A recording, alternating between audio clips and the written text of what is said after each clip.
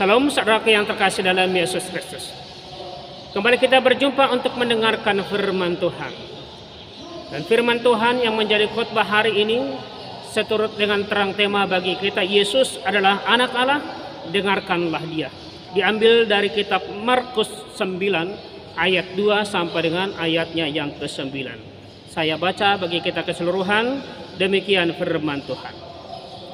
6 hari kemudian Yesus membawa Petrus, Yakobus dan Yohanes, dan bersama-sama dengan mereka ia naik ke sebuah gunung yang tinggi.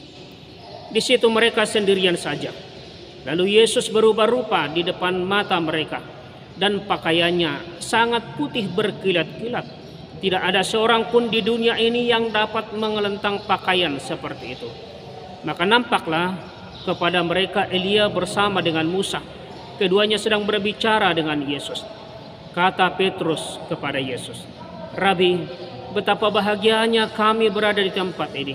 Baiklah kami dirikan 3 kemah, 1 untuk engkau, 1 untuk Musa, dan 1 untuk Elia." Ia berkata demikian sebab tidak tahu apa yang harus dikatakannya, karena mereka sangat ketakutan. Maka datanglah awan menaungi mereka, dan dari dalam awan itu terdengar suara, "Inilah anak yang kukasihi, dengarkanlah dia." Dan sekonyong-konyong waktu mereka memandang sekeliling mereka, mereka tidak melihat seorang pun lagi bersama mereka, kecuali Yesus seorang diri. Pada waktu mereka turun dari gunung itu, Yesus berpesan kepada mereka, supaya mereka jangan menceritakan kepada seorang pun apa yang telah mereka lihat itu, sebelum anak manusia bangkit dari antara orang mati. Sampai sejauh demikian pembacaan firman Tuhan. Sekali lagi saudara yang terkasih dalam Yesus Kristus, yang menjadi tema bagi kita hari ini, Yesus adalah anak Allah, dengarkanlah dia. Saudara-saudara yang terkasih dalam Yesus Kristus, dalam Injil Markus 9 ayat 2 sampai 9 tadi dikisahkan tentang Yesus yang naik ke gunung untuk berdoa bersama dengan 3 muridnya, Petrus, Yakobus, dan Yohanes. Ketika sedang berdoa, wajah Yesus berubah, pakaiannya juga menjadi putih berkilau-kilauan. Dan menurut Injil Markus, wajah Yesus berubah rupa sedemikian rupa sehingga bercahaya seperti matahari, sementara pakaiannya menjadi putih bersinar seperti terang. Peristiwa ini, saudaraku, sering disebut sebagai transfigurasi. Dalam peristiwa itu, Musa yang adalah pemimpin penjara orang Israel meninggalkan Mesir, mau memasuki tanah perjanjian, tanah berkat, dan Elia, nabi terbesar dalam sejarah Israel, nampak dalam kemuliaan. Peristiwa transfigurasi ini diimani sebagai salah satu dari 5 peristiwa penting dalam kehidupan Yesus. Ada pembaptisan, penyalipan, kebangkitan, dan kenaikannya ke surga. Transfigurasi Yesus di gunung merupakan bentuk penyataan diri Yesus sebagai anak Allah, sehingga manusia dapat mengenalnya sebagai juru selamat yang akan membawa kehidupan baru kepada umat manusia. Kehidupan baru juga bagi kita semua. Saudara-saudara yang terkasih dalam Yesus Kristus, pada waktu peristiwa itu terdapat 3 murid Yesus bersama dengan Yesus. Yang kita dengarkan tadi ada Petrus, Yakobus, dan Yohanes. Petrus menawarkan untuk mendirikan 3 kemah karena mereka sungguh-sungguh bahagia. Apa yang katakan Petrus? "Rabi, betapa bahagianya kami berada di tempat ini. Betapa bahagianya kami berada di tempat ini. Baiklah kami dirikan 3 kemah. 1 untuk engkau, 1 untuk Musa, dan 1 untuk Elia." Dalam ayat yang ke-5. Petrus ingin tinggal di atas gunung dalam kemuliaan dan kebahagiaan yang mereka rasakan itu. Namun Petrus tidak menyadari konsekuensi dari keinginannya, saudaraku, yakni misi Yesus yang tidak akan terwujud. Lebih dari situ, dia tidak menyadari bahwa kemuliaan itu mesti dicapai lewat perjuangan, perubahan, jatuh bangun, penderitaan. Sehingga dalam ayat 9 tadi ada perkataan, sebelum anak manusia bangkit dari antara orang mati, bahwa anak manusia itu juga harus mati, tapi dia akan bangkit.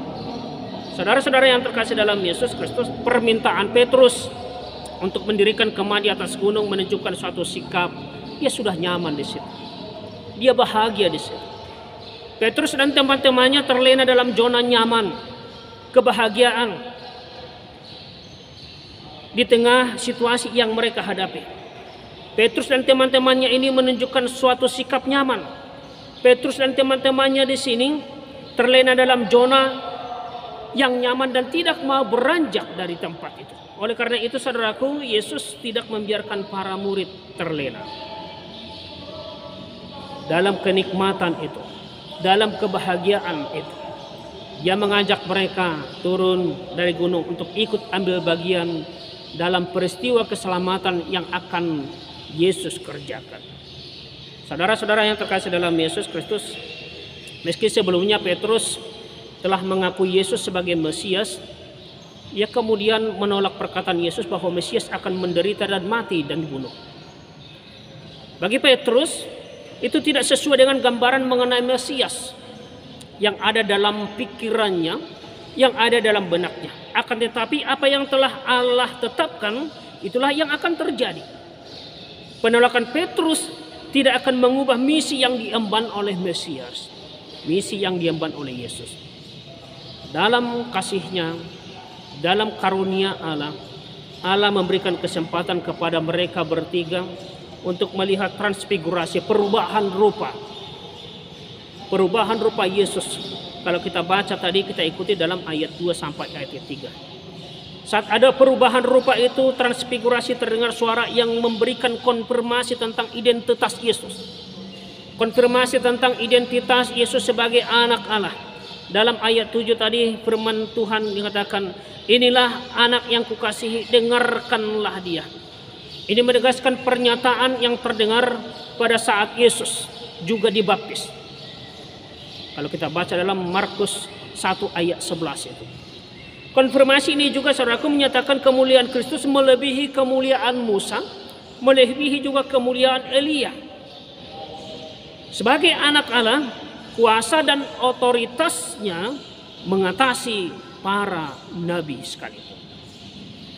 Suara surgawi itu juga memerintahkan para murid agar mendengarkan Yesus, mendengarkan Dia.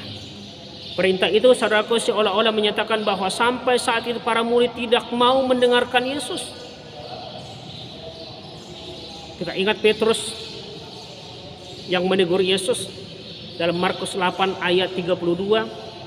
Di dalam ayat 32 Markus 8 dikatakan, maka berpalinglah Yesus dan sambil memandang murid-muridnya, ia memarahi Petrus, katanya, enyahlah iblis, sebab engkau bukan memikirkan apa yang dipikirkan Allah, melainkan apa yang dipikirkan oleh manusia. Saudara-saudara yang terkasih dalam Yesus Kristus, selain itu konfirmasi tersebut ingin meyakinkan bahwa meskipun orang Yahudi menolak Yesus dan tentara Romawi akan mengeksekusi Yesus, ia tetap berkenan di hati. Ia tetap berkenan di hati Allah. Dan kita lihat diskusi selanjutnya yang terjadi saat mereka turun gunung, juga memberikan klarifikasi pada murid bahwa kemesiasan Yesus selaras dengan nubuat para nabi dalam kitab perjanjian lama. Maka sudah seharusnya, saudaraku, murid-murid Yesus tidak lagi meragukan keberadaan Yesus sebagai Mesias, sebagai juru selamat.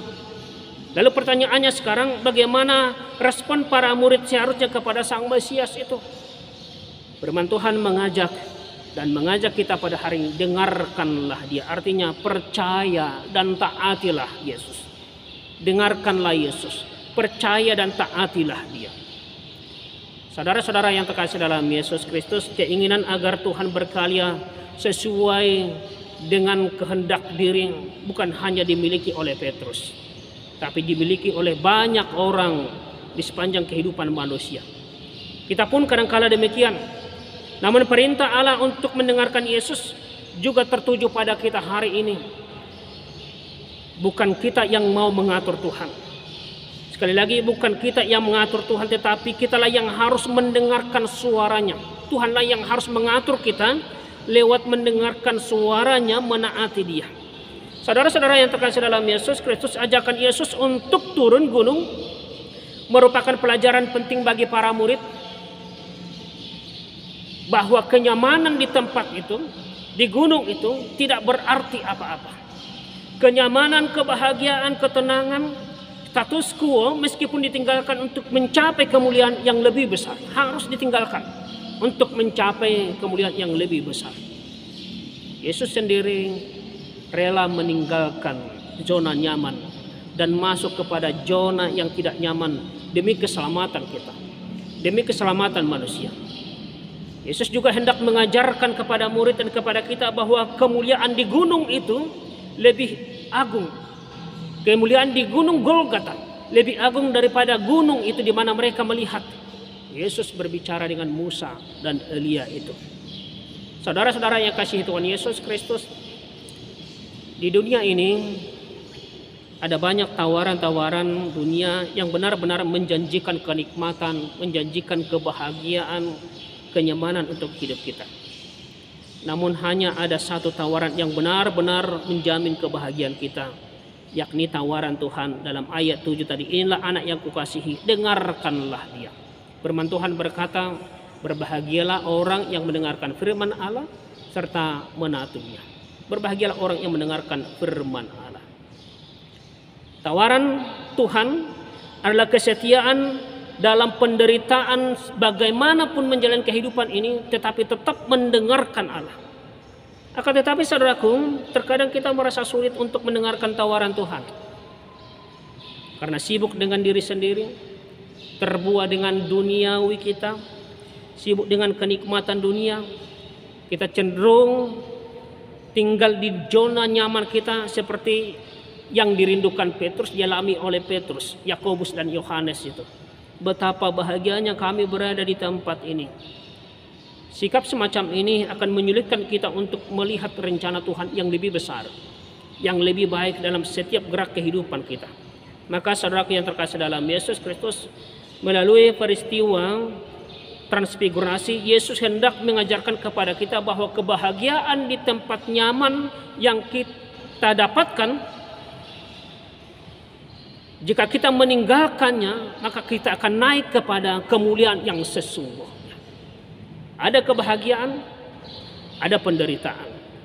Tetapi penderitaan yang kita alami itu bersama Yesus, dikala kita mendengarkan Yesus, maka kita akan dibawa kepada kemuliaan bersama dengan Kristus.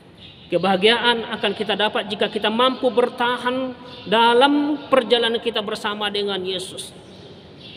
Apakah kita sudah berani untuk meninggalkan zona nyaman di dalam kehidupan ini dan berani bergerak menuju perjalanan kita bersama dengan Yesus?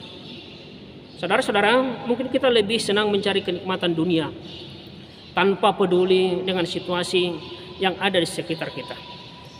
Seorang bapak misalnya bisa saja mencari kesenangan dunia, zona nyamannya di tempat lain, dan membiarkan anak dan juga keluarganya berada dalam zona yang tidak nyaman.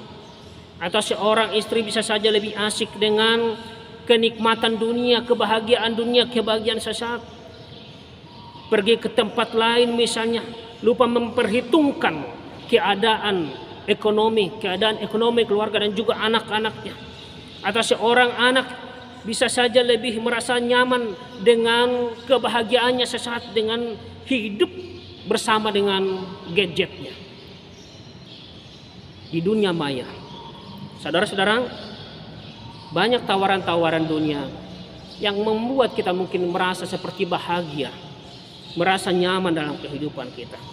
Tapi Yesus mengajak kita hari ini untuk turun dari kebahagiaan sesaat itu, berjalan bersama Yesus, dan firman Tuhan mengingatkan kita, dengarkan dia, taati dia, setia bersama dengan Yesus.